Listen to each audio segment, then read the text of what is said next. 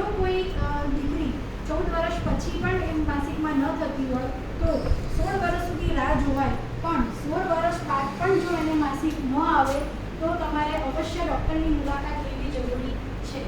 દરેક સ્ત્રીના જીવનમાં 10 થી 14 વર્ષની ઉંમરે માસિક શરૂ થાય છે અને ત્યારથી લઈને તેની મેનોપોઝની અવસ્થા એટલે કે આશરે 40 થી 45 વર્ષની વય સુધી એ દર મહિને ઋતુચક્રમાં બેસે છે, મતલબ એને માસિક સ્રાવ દર મહિને આવે છે.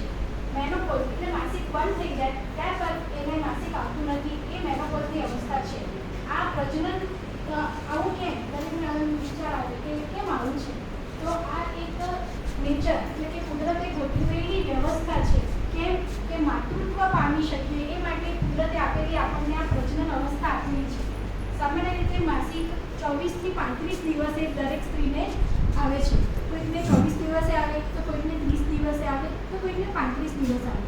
અમુક દીકરીઓમાં એવું પણ જોવા મળે કે કદાચ 1.5 મહિને કે 2 મહિને પણ આવે, પણ જો એને પહેલેથી 1.5 કે 2 મહિને આવે તો ગભરાવાની જરૂર નથી. એકાદ વખત એનું ચેકઅપ કરાવવું જોઈએ અને જો કોઈ તકલીફ ન હોય અને એ દર 1.5 મહિને થતી હોય તો ચિંતાનો વિષય નથી. સામાન્ય રીતે માસિક દરમિયાન 30 થી 50 ml જેટલો બ્લડ લોસ થાય છે અને તે સામાન્ય રીતે 3 થી 7 દિવસ સુધી ચાલે છે. પણ જો એ 7 દિવસથી વધારે દિવસ પણ ચાલુ રહે, વધારે આવે, લોહીના ગઠ્ઠા પડે અથવા તો દુખાવો વધારે થાય તો તમારે બતાવવું જરૂરી છે. હવે એમ થાય કે આ ઋતુચક્ર કેવી રીતે ચાલતું હશે? વિચાર આવે ને કે આપણે કોઈ વસ્તુ ભૂલી જઈએ પણ શરીર તો યાદ રાખે છે કે ત્રીજી તારીખ થઈ માસિક આવી જશે, તો શરીર કેવી યાદ રાખતું હશે? કંઈક તો સિસ્ટમ હશે ને અંદર. તો આપણા મગજની અંદર એક હાઇપોથેલેમસ નામની ગ્રંથિ છે, એ આપણને ગોનાડોટ્રોપિન રિલીઝિંગ નામનો હોર્મોન રિલીઝ કરે છે.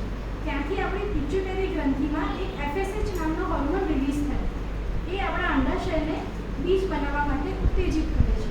બીજ બને એટલે એમાંથી ઇસ્ટ્રોજન રિલીઝ થાય અને એ બીજ એમાંથી એક પરિપક્વ મોટું બીજ બને જેને આપણે ડોમિનન્ટ ફોલિકલ કહીએ.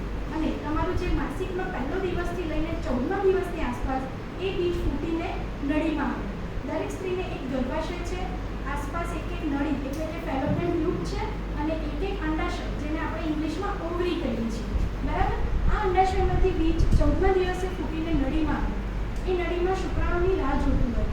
જો શુક્રાણુ આવે તો એ બીજ તથા શુક્રાણુનું ફલન થશે, પણ જો શુક્રાણુ ન આવે તો એ બીજ નિષ્ક્રિય થઈ જશે અને એ બીજ તથા આપણી જે ગર્ભાશયની જે દિવાલ જે જાડી થઈ હોય એ ટુકડા ટુકડા સ્વરૂપે આપણા યોની માર્ગની બહાર આવે, જેને આપણે સાદી ભાષામાં માસિક કહીએ. સામાન્ય રીતે 3 થી 5 દિવસ ચાલે. એટલે એ માસિક એટલે શું કે જે દિવાલ રાહ જોઈ છે કે બીજ અને શુક્રાણુનું ફલન થઈને ગર્ભ બનીને આવશે, પણ જો એ ફલન ન થાય તો એ દિવાલ એની મેળે